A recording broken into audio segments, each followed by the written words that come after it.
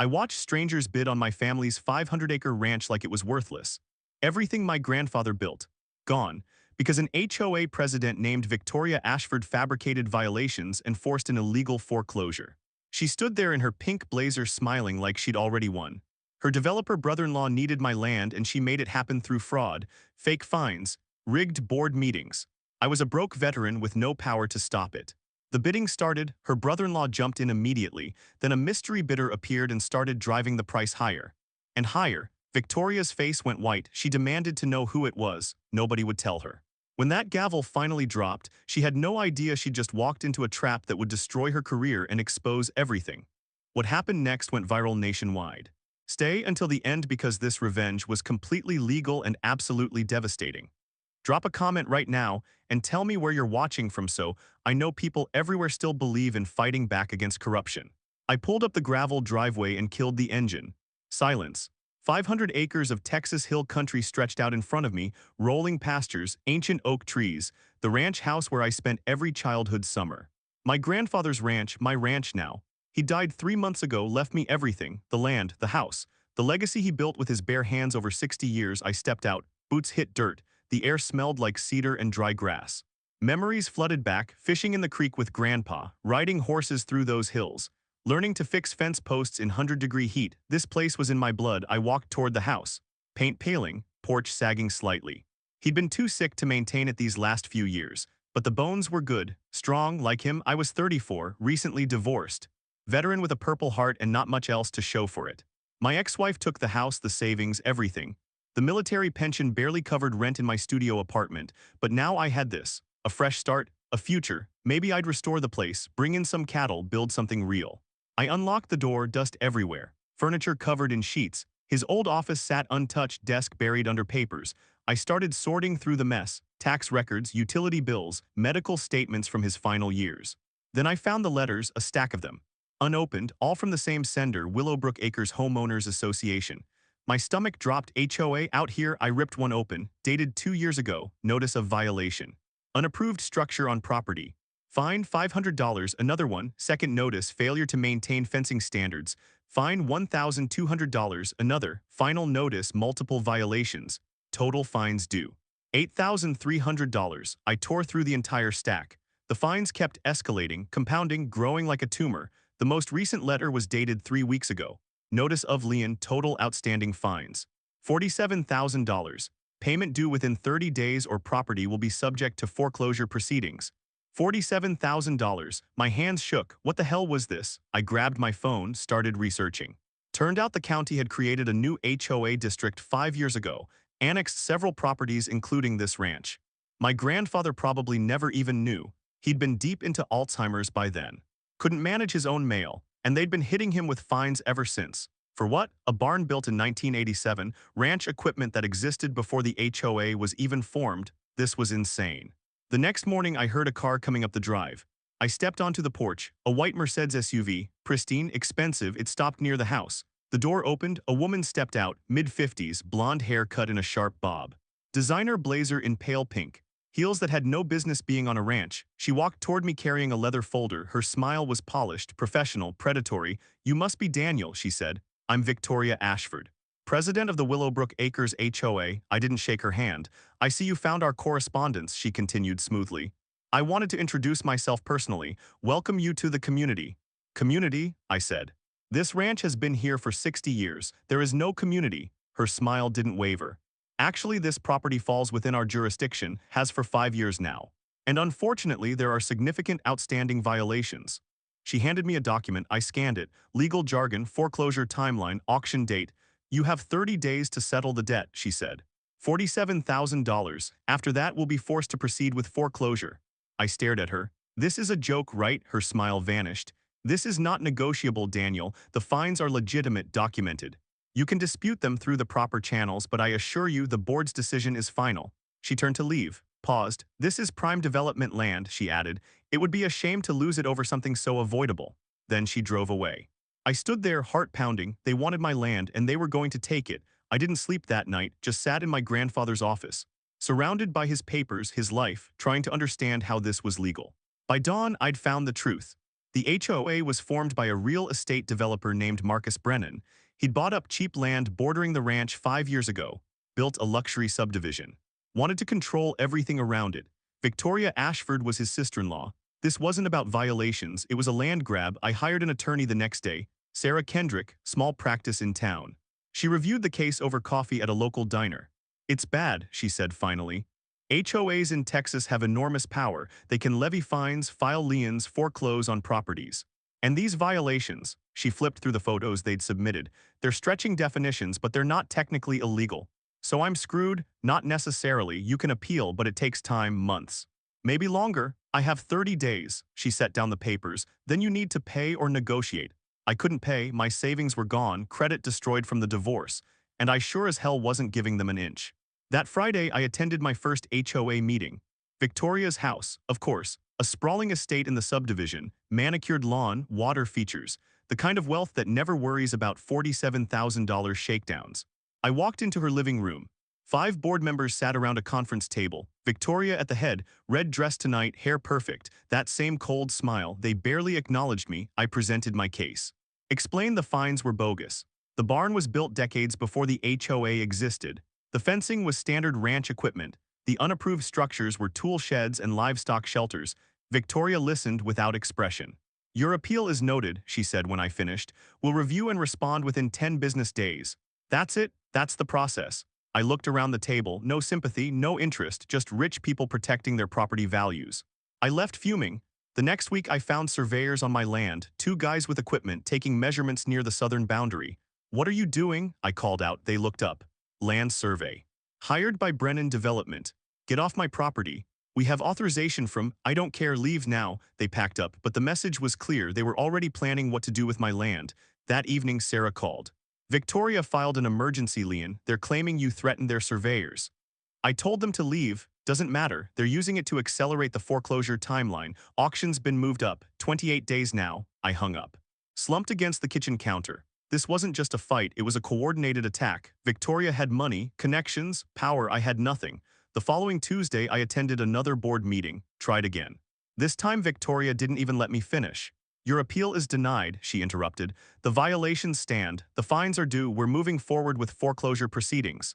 "You can't just," "We can, we are." "This meeting is adjourned." I stood there, shaking with rage. The other board members filed out without looking at me. Victoria lingered, closed her folder slowly. "You seem like a smart man, Daniel," she said quietly.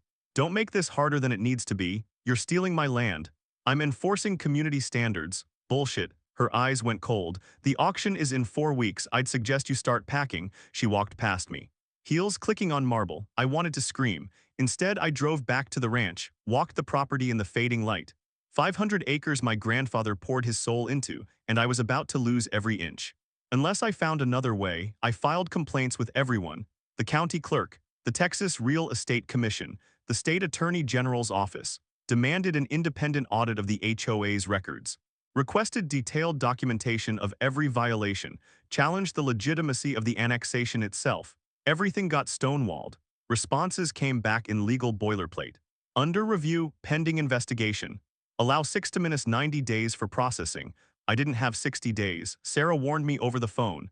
Victoria's husband is a retired county judge. Her brother-in-law bankrolls half the local campaigns. "You're not fighting an HOA, Daniel. You're fighting money and power." "So what do I do?" Long pause. "Honestly, I don't know." I started losing it. Couldn't eat, couldn't sleep. Just paced the ranch at 3 in the morning, running scenarios in my head. Every path led to the same place, losing everything. The land wasn't just property, it was my grandfather's legacy. The only thing connecting me to family, to purpose. To something bigger than my wrecked life. My ex-wife had taken the house. The military took pieces of my body and mind, and now Victoria was taking the last thing I had left. I walked the creek at dawn. The same spot where Grandpa taught me to fish when I was 8. I remembered his hands, rough, calloused, guiding mine as I cast the line. "This land's been in our family for generations," he'd said. "Someday it'll be yours. You take care of it, understand?" I understood, I just didn't know how to keep the promise. 2 weeks before the auction, I tried one last thing, negotiation. I called Victoria, asked to meet in person. She agreed, her mansion. Of course, I pulled up at noon. She answered the door in a pale pink suit, pearl necklace, hair like she'd just left a salon. "Come in," she said pleasantly. The living room was massive, marble floors, crystal chandeliers. Art that probably cost more than my truck. She poured sweet tea, smiled like we were old friends. I appreciate you reaching out, she said. I think we can find common ground. I want to settle this. Excellent. Here's my proposal. She slid a folder across the coffee table. You sell me 200 acres on the southern parcel at market rate. In exchange, I'll drop the fines to 30,000. You keep the rest of the ranch. Everyone wins. I stared at the document. 200 acres, the best grazing land, the creek half the property value. No, her smile tightened. Daniel, be reasonable. This is a generous offer. You fabricated these fines to force me into this exact situation. I did no such thing. Your brother-in-law wants this land for development. You're his attack dog.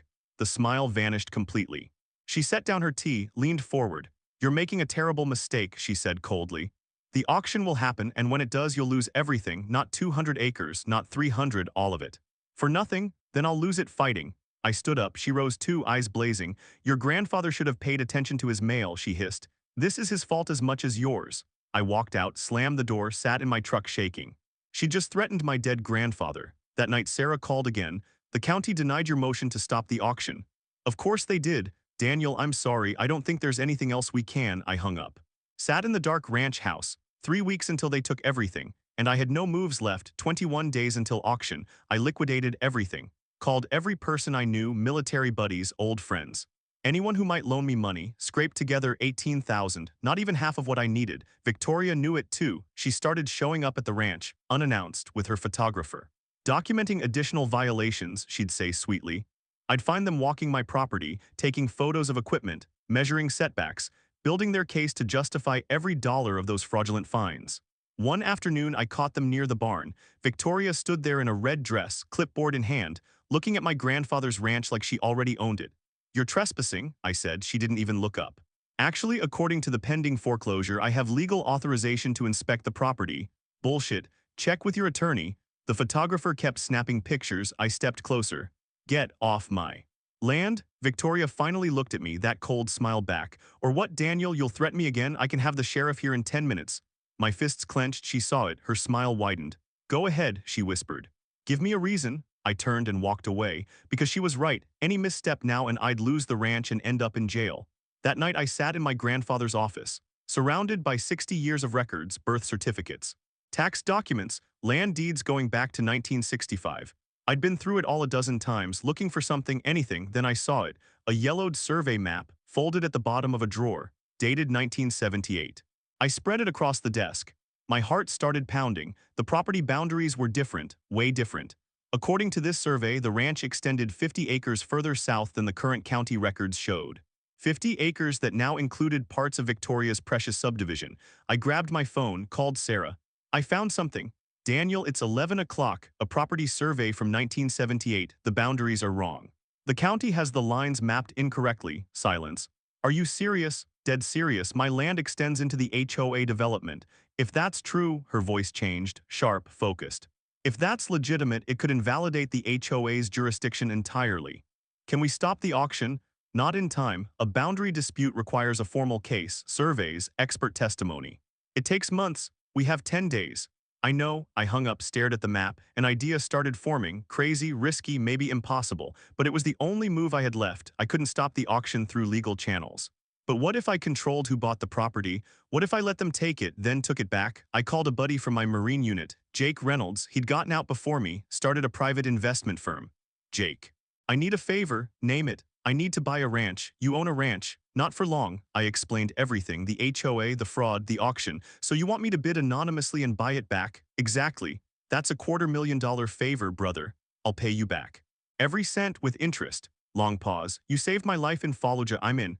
We set it up, created a shell LLC, completely untraceable. Jake would wire the funds. His attorney would handle the bid, but I needed intelligence. How much would the developer bid? What was their ceiling? I spent the next week digging into Marcus Brennan's finances, public records, past land deals, investment portfolios, and I found something beautiful. He was broke, over-leveraged. 3 failed development projects in 2 years, drowning in debt. He needed this ranch flip, needed to develop it and sell lots to stay solvent. Victoria wasn't just greedy, she was desperate. Auction day approached. I played defeated, stopped calling Sarah, stopped attending meetings, ignored Victoria's smug texts, let her think she'd won. The morning of the auction, I sat in my truck outside the courthouse, watched wealthy bidders arrive, developers in suits. Investors with briefcases. Victoria pulled up in her Mercedes, pink blazer today, confident stride. She thought this was over. My phone buzzed. Text from Jake's attorney in position, ready to go. I took a breath. Let's see who really wins. I couldn't go inside the courthouse. Too risky. If Victoria saw me, she might get suspicious, so I sat in my truck parked down the block, listening to the live audio feed on my phone. Texas law requires public auctions to be broadcast. The auctioneer's voice crackled through the speaker.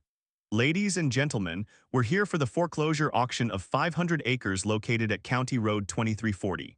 Property is being sold as is. Opening bid is $200,000. My chest tightened. $200,000 for land worth at least $600. Highway robbery. Do I have an opening bid? Silence on the feed. Then a voice I didn't recognize. $200,000. That had to be Marcus Brennan, Victoria's brother-in-law. Another voice, older, gravelly. $250. A local rancher maybe, someone who saw the deal. $300,000, Brennan shot back. The bidding climbed fast. $350, $400, $450. The rancher dropped out. $450,000 going once. My heart hammered. Come on, Jake. $500,000. New voice, calm, professional, Jake's attorney. I heard shuffling on the feed, murmured confusion. Victoria's voice cut through, sharp and demanding. Excuse me, who is that bidder representing? The auctioneer. Bidder 47 is registered through Blackstone Property Holdings LLC. I need to know who owns that company. That information is not required for auction participation, ma'am. I smiled, first time in weeks. The bidding continued. Brennan, $525.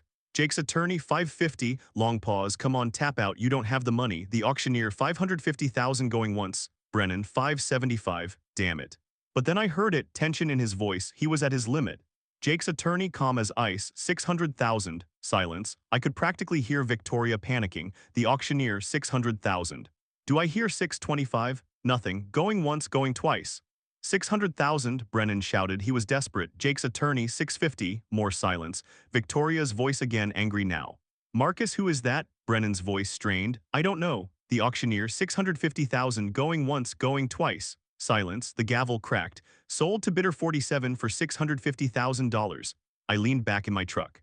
It was done. I just bought my own ranch back. And Victoria had no idea. Through the phone I heard chaos. Victoria shouting, demanding answers, threatening legal action. The auctioneer shut her down. The sale is final, ma'am. I started the truck, drove back to the ranch. The property that was stolen from me an hour ago, it was mine again. And now the real fun began. 2 days later, a courier delivered a certified letter to Victoria's address. I know because I had it tracked. The letter was from Blackstone Property Holdings LLC. It requested a formal boundary survey of the recently acquired property, including a review of historical surveys dating back to 1978. Victoria's attorney called the LLC within an hour. My client is concerned about this survey request. What is the purpose? Jake's attorney, reading from a script I wrote. Our client has reason to believe the current county boundary records may be inaccurate.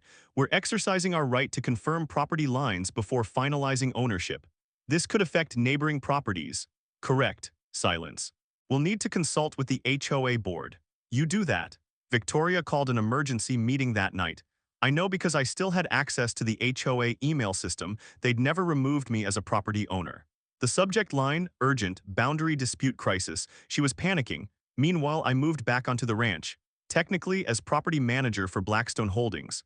Jake had signed me on with full authority to manage the land. I drove up to the house at dawn, unlocked the door. Home. I spent the morning cleaning, repairing, reclaiming my space. Around noon, Victoria's Mercedes came roaring up the driveway. I stepped onto the porch. Waited, she got out. Red blazer today, hair slightly disheveled, the polished mask cracking. Who owns this property? She demanded. Blackstone Property Holdings. I know that. Who are they? I'm not at liberty to say. I need to speak with the owner. Immediately, not possible. They prefer to remain anonymous. Her face reddened. You're the property manager? That's right. Then you need to halt this boundary survey immediately. It's causing distress to homeowners in the development. I smiled. No, excuse me, the new owner has every legal right to verify property boundaries. If that causes you distress, that's not my problem. She stepped closer. Fury radiating off her. You have no idea what you're doing. Actually, I do. I'm managing this property according to the owner's instructions. You, on the other hand, are trespassing. So unless you have official business, I'm going to have to ask you to leave. Her mouth opened, closed. I just used her own line on her. She turned and stormed back to her car, tires spitting gravel as she sped away. I stood there. Grinning, round one. The county survey team arrived 3 days later, two professionals with equipment and historical records. I walked the property with them, showed them the 1978 map. They spent 6 hours taking measurements. That evening, they delivered their preliminary findings. The 1978 survey was accurate. The current county records were wrong.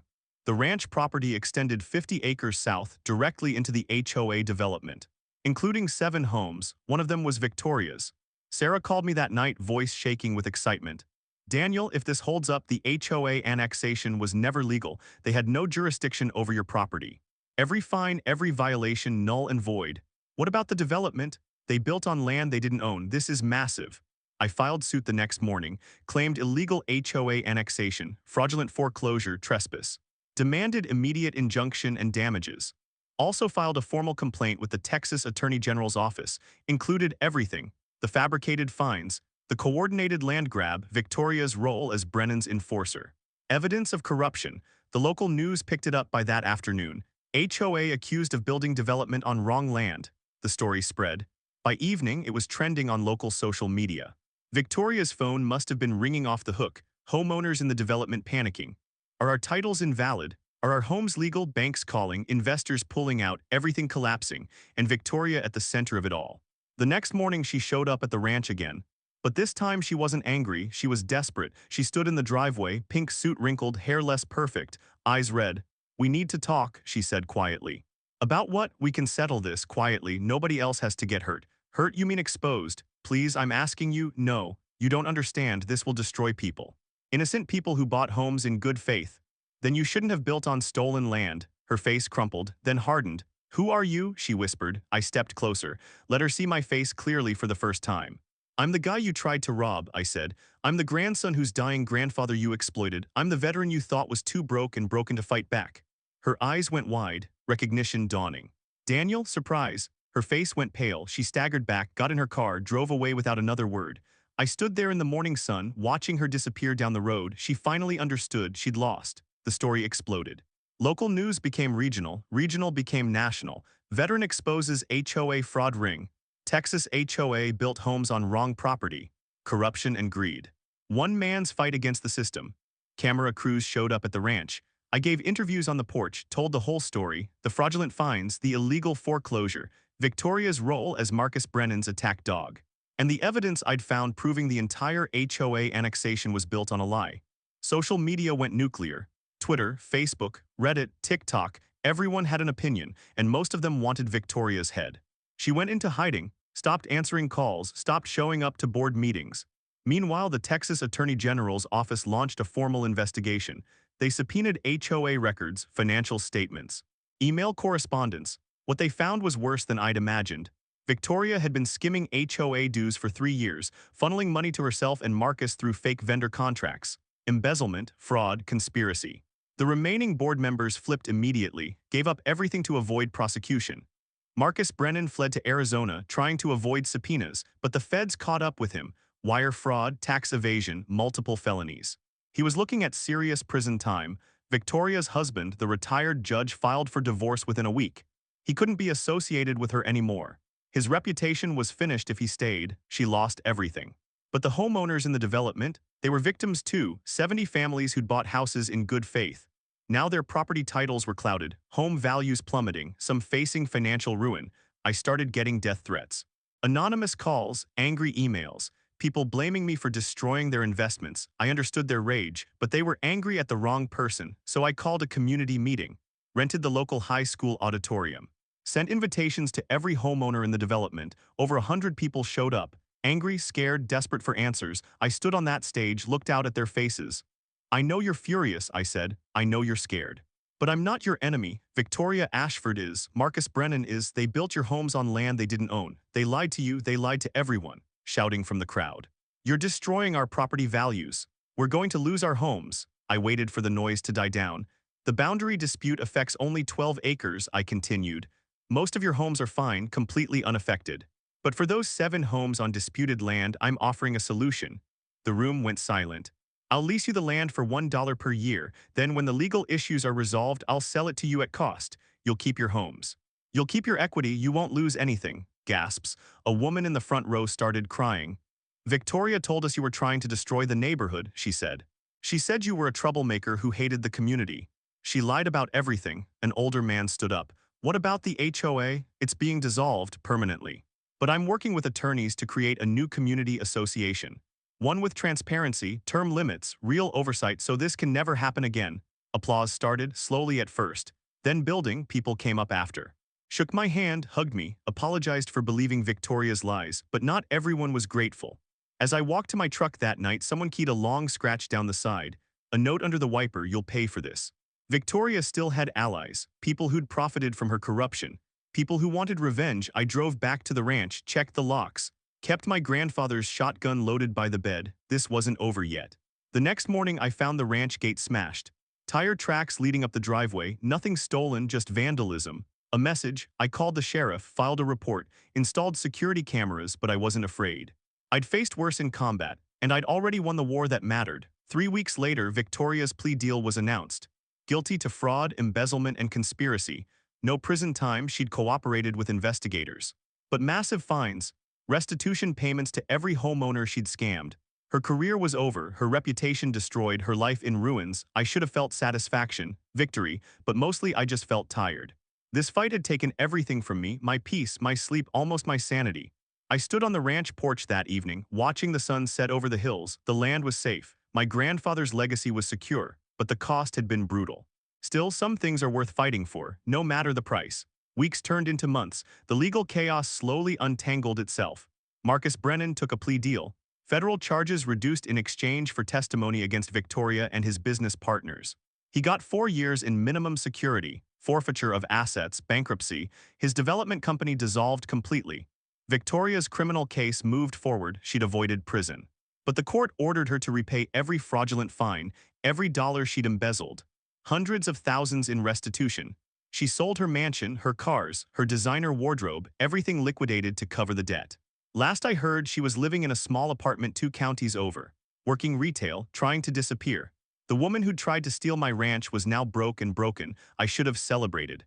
But revenge doesn't feel like the movies. It just feels empty. The HOA was officially dissolved by court order. A new community association formed when I helped design transparent bylaws, elected board with term limits, independent financial audits, real accountability. They asked me to serve as president. I declined.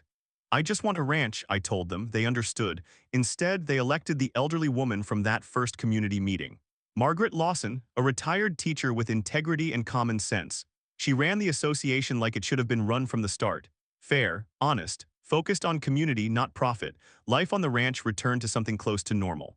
I repaired fences, brought in cattle, hired 2 local workers to help manage the land. The beef operation started small, direct sales at farmers' markets, word of mouth. But people wanted to support the guy who'd fought the corrupt HOA. Business grew faster than I expected. By fall, I was profitable, not rich, but stable, building something real. The homeowners in the development became neighbors instead of enemies. Margaret brought me a pie one Sunday. I wanted to apologize, she said. We believed Victoria's lies. We should have questioned her. You didn't know? We should have. Good people don't stay silent when they see injustice. That's on us. She became a friend after that, invited me to dinners, introduced me to her book club, helped me integrate into the community I'd been at war with. Other neighbors pitched in too, helped me rebuild a collapsed section of fence, donated equipment, spread the word about my beef sales. The land that almost got stolen became a symbol of something bigger: resilience, community. The idea that good people can still win. I walked the property every morning. Same routine, coffee on the porch at dawn, then a slow walk through the pastures. I'd end up at my grandfather's grave. Simple headstone under an old oak tree. I'd stand there in silence, telling him everything in my head. I saved it, Grandpa. The ranch is safe. I kept my promise. The wind would rustle the leaves, and for a moment it felt like he was answering, telling me he was proud. One morning in late October, I found fresh flowers on his grave. No note, just wildflowers tied with string. I asked around. Nobody admitted to it, but I knew it was the community. Their way of saying thank you, not just to me. To him for building something worth fighting for. I stood there, tears in my eyes. For the first time since this nightmare started, I felt peace. The ranch wasn't just saved, it was home again. But then my phone rang, unknown number. I answered. Is this Daniel? Yeah, who's this? My name is Tom Richardson. I'm a veteran in Oklahoma, and I'm facing the exact same thing you went through: fraudulent HOA, illegal foreclosure. I'm about to lose my land. My chest tightened. How did you get my number? I saw your story online. I've been trying to reach you for weeks. He sounded desperate, exhausted, at the end of his rope just like I'd been. Can you help me? He asked quietly. I looked out at the ranch, the land I'd fought so hard to save, then thought about all the other people out there facing the same corruption. Yeah, I said. I can help. And just like that, the fight wasn't over, it was just beginning. I spent 3 hours on the phone with Tom that night, walked him through everything, the legal strategies, the research methods. How to find weaknesses in HOA bylaws, how to document fraud. By the end, he sounded different, not broken, determined. I can't thank you enough, he said, just fight back. That's all the thanks I need. He won his case 2 months later, exposed the HOA president for embezzlement, got the foreclosure reversed, kept his land, then he called me. There's another veteran in New Mexico, same situation. Can I give him your number? Absolutely. The calls started coming in, one a week. Then three, then daily, veterans, families, people fighting corrupt HOAs across the country. I couldn't help them all financially. But I could give them something more valuable, knowledge. I documented everything I'd learned, created a guide, shared it for free online, how to research HOA board members, how to file complaints, how to find property surveys, how to build a legal case even when you're broke. The guide went viral, shared across forums, social media, veteran networks. People started calling it the Ranch Playbook. I set up a website, started doing free consultations, connected people with attorneys who specialized in HOA disputes. A movement was forming, not just against my HOA, against all of them, against corruption and abuse of power everywhere. Local news did a follow-up story. From victim to advocate, veteran helps others fight HOA abuse. The segment aired nationally. My inbox exploded, hundreds of messages, thousands, people sharing their stories, some heartbreaking, some inspiring. All proof that this problem was bigger than anyone realized. I couldn't save everyone, but I could shine a light, make noise, force people to pay attention. State legislators started reaching out, asking for testimony. Wanting to draft reform bills, I testified in Texas. Then Oklahoma, then Arizona, told my story, shared the evidence, pushed for transparency laws and oversight requirements. Some bills passed, some died in committee. But the conversation was happening. That mattered. Meanwhile, the ranch kept thriving. My beef operation expanded. I hired more workers, started doing educational workshops teaching local kids about sustainable farming. Hosted veteran retreats, guys who needed space to heal, to find purpose. The land my grandfather built became something bigger than a ranch. It became proof that fighting back works, that one person can make a difference, that good people can still win. One afternoon, I was fixing fence near the creek when a car pulled up. A young woman got out, mid-20s, nervous. Are you Daniel? That's me. I'm Sarah's daughter. The attorney who helped you. My chest tightened. How's she doing? She passed away last month, cancer. The words hit like a truck. Sarah, the attorney who believed in me when nobody else did, gone. I'm so sorry, I managed. She wanted you to have this. She handed me a folder. Inside was a handwritten letter. Daniel, if you're reading this, I'm gone, but I wanted you to know your case changed everything for me. I'd been practicing law for 20 years, taking whatever clients paid the bills. But watching you fight for what's right reminded me why I became a lawyer in the first place. You inspired me, and I hope you inspire others. Keep fighting, the world needs people like you. Sarah, I stood there, tears streaming down my face. She'd given me the tools to win, and I'd given her purpose. That's what this was really about, not revenge, not even justice, connection. Community, proving we're not alone in the fight. I framed that letter, hung it in my office, a reminder of what we're capable of when we refuse to give up. 6 months later, the restitution check arrived, $230,000. Money Victoria had stolen, now returned. I stared at it for a long time, then I knew exactly what to do. I established a fund. For families facing HOA abuse, for legal fees, for expert witnesses. For people who couldn't afford to fight back alone, I kept just enough to pay off Jake. The rest went into the fund. Within a year, we'd helped 40 families. Within 2 years, over 100. The ranch that almost got stolen was now saving others. My grandfather would have loved that. Hell, I loved it. This was the legacy worth leaving. Not wealth, not fame, impact. The knowledge that we'd changed something real. 1 year after the auction, I stood on the ranch porch at sunset, coffee in hand, cattle grazing in the distance. The sky painted orange and gold. Everything was quiet, peaceful. For the first time in years, I felt like I could breathe. The legal battles were over, the appeals exhausted, the court rulings final. The ranch was mine, completely, legally, forever. Victoria was gone, a ghost. Irrelevant, Marcus was in prison. The corrupt system that enabled them had been exposed and dismantled. I'd won, but more importantly, the community had won. The families in the development had stable homes, fair leadership, a future. The veterans I'd helped were keeping their land, fighting their battles, winning, and the fund was growing, helping more people every month. This wasn't just my victory, it belonged to everyone who'd been knocked down and refused to stay there. I thought about my grandfather, the hours he'd spent building this place, the values he'd instilled in me: take care of the land, take care of people, do what's right even when it's hard. I'd kept those promises. Even when it nearly destroyed me, my phone buzzed, text from Margaret: Sunday dinner at my place. Bring someone if you want. I smiled. There was someone, Rachel, a teacher from town. We'd been seeing each other for a few months. She understood the ranch, loved it even, talked about building a life here, maybe starting a family someday. The idea didn't scare me anymore. For the first time since the divorce, I could imagine a future, not just survival. Actual happiness. I walked down to my grandfather's grave, stood under the oak tree. We did it, I said quietly. The land is safe, the people are safe, you'd be proud. The wind picked up, rustling leaves, and I swear I felt him there. Watching, smiling, I headed back to the house, started getting ready for dinner. Life was moving forward, the ranch was thriving. The fight wasn't over, there would always be more battles, more people who needed help. But tonight I could rest, I'd earned it. The next morning I woke to sunlight streaming through the windows. No panic, no dread, just peace. I made coffee, stepped onto the porch. The land stretched out in front of me. 500 acres of legacy and possibility. This was what victory looked like, not dramatic, not cinematic, just quiet, real, earned. I spent the day working, fixing equipment, checking on cattle, planning next season's operations. Simple work, honest work, the kind my grandfather would have done. That evening I drove into town, met Rachel for dinner, we talked about her students. My ranch, plans for the holidays, normal life, beautiful in its simplicity.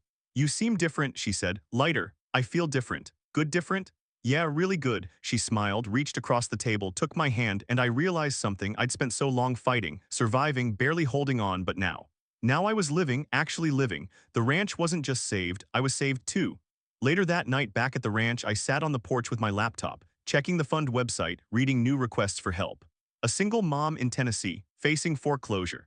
A disabled veteran in Oregon dealing with fraudulent fines, an elderly couple in Florida being harassed by their HOA. I started making notes, connecting dots, building cases. This was my purpose now, not revenge, not even justice. Service. Using what I'd learned to help others fight back, to prove that David can still beat Goliath, that good people can still win. I looked up at the stars. Clear and bright over the ranch.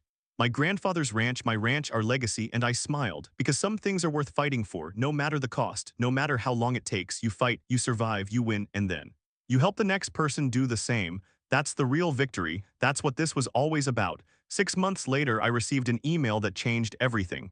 Subject line: National HOA Reform Act. A congressional staffer had reached out. They'd been following my story, researching HOA abuse cases nationwide. We're drafting federal legislation, the email read. We'd like your input. I stared at the screen. Federal legislation. This fight had gone from my ranch to the entire country. I flew to Washington 2 weeks later, testified before a congressional subcommittee, told my story. Shared evidence of systemic corruption. The room was packed, cameras everywhere. Other victims testified too, people from California, Florida, Nevada, every state with HOA horror stories. The pattern was undeniable: abuse of power, fraud. Theft disguised as governance, and nobody had been paying attention. Until now, the media coverage was massive, national news ran segments, investigative reporters dug deeper, more stories surfaced. Suddenly, HOA corruption wasn't a niche issue. It was a movement. State legislatures started passing reform bills, requiring transparency, limiting foreclosure power, creating oversight mechanisms.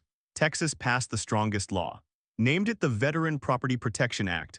I was invited to the signing ceremony, stood next to the governor as he signed it into law, cameras flashing, reporters shouting questions. How does it feel to change the law? One asked. I thought about my grandfather, about Sarah, about every person who'd fought and lost because the system was rigged. It feels like we're finally doing what should have been done years ago, I said. Protecting people instead of enabling corruption. The clip went viral, millions of views, thousands of comments. This is what a hero looks like. Faith in humanity restored. One man really can change the world. I didn't feel like a hero. I felt like someone who'd gotten lucky, who'd had the resources and support to fight back. Most people don't. That's why the fund mattered. We'd helped over 200 families by then, prevented dozens of foreclosures, exposed multiple corrupt HOA boards.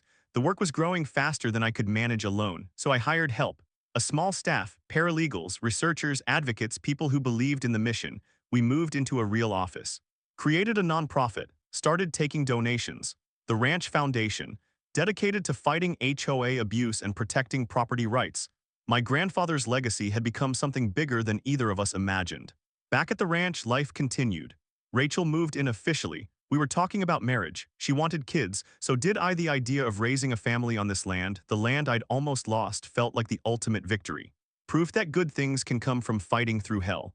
One evening we sat on the porch together, watching the sunset, her head on my shoulder. Do you ever regret it? She asked. The fight, everything you went through, I thought about it. The sleepless nights, the fear, the rage, the cost. No, I said finally, because it led here to this moment, to you, to everything we're building. She kissed me. I'm proud of you. I'm proud of us. That night I walked down to my grandfather's grave. Monthly ritual now, updating him on everything. We're changing laws, Grandpa, helping people keep their land, building something that'll outlast both of us.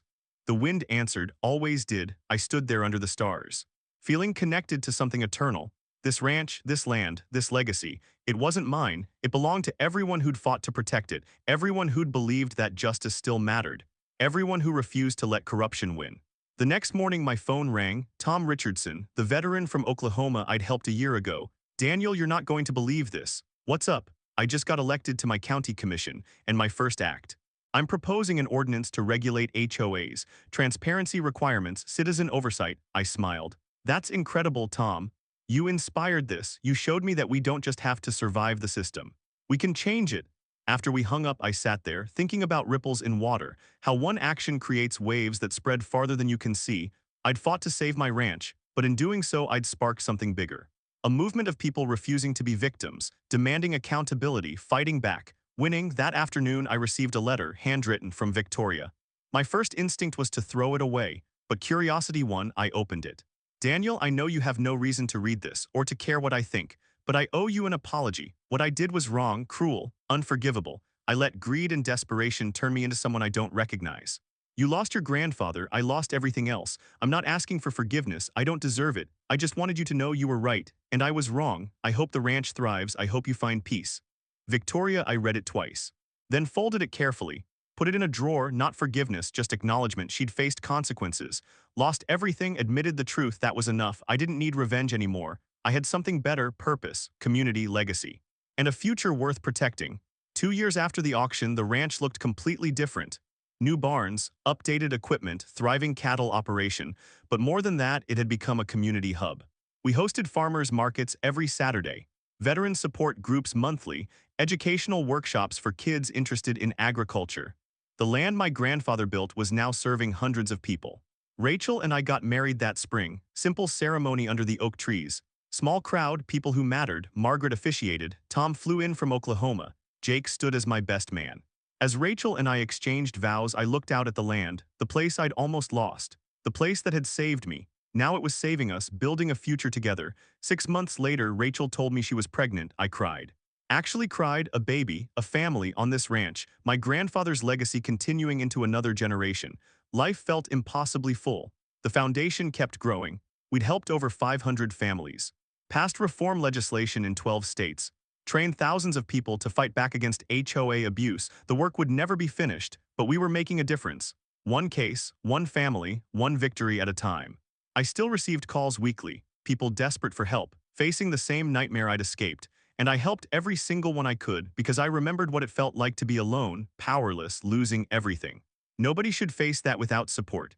One morning I woke before dawn, old habit, walked out to the porch with coffee. The ranch was quiet, peaceful. Rachel was still asleep, our baby due in 3 months. I looked out at the land. The rolling hills, the oak trees, the future. And I thought about the journey, from inheritance to nightmare, from desperation to fight, from victory to purpose. Every step had led here to this moment, this peace, this life. I walked down to my grandfather's grave, stood there in the pre-dawn darkness. I wish you could meet her, Grandpa. Rachel, you'd love her, and we're having a baby, your great-grandchild, growing up on this land. Learning the lessons you taught me. The wind stirred, leaves rustling. I smiled. The ranch is more than saved, it's thriving, and it's helping others, just like you always did. The sun started rising, painting the sky orange and gold. A new day, a new chapter. I headed back to the house, started coffee for Rachel.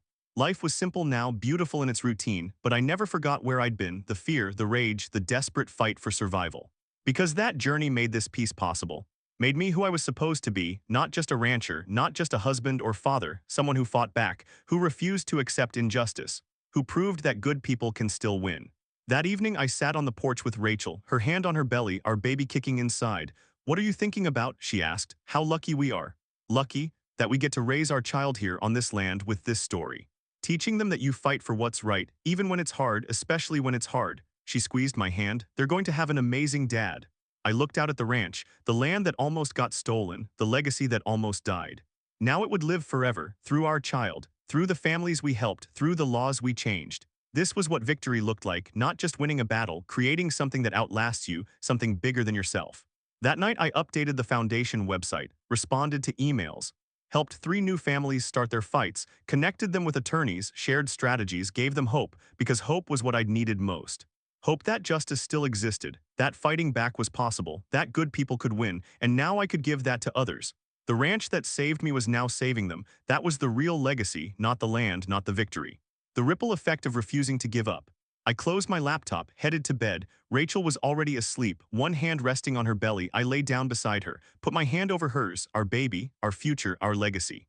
Everything my grandfather built, everything I'd fought for, everything we'd create together, it was all here, on 500 acres of Texas Hill Country, the ranch that almost died, the ranch that changed everything. If this story moved you, if it made you feel something real, do me a favor. Drop a comment below and tell me where you're watching from. Let me know if you've ever faced something that felt impossible to fight, because your story matters too. And maybe, just maybe, your comment will inspire someone else who's in that fight right now. Someone who needs to know they're not alone, that good people can still win. So don't just watch and leave, say something. Let's build a community of people who refuse to back down. I'll see you in the comments.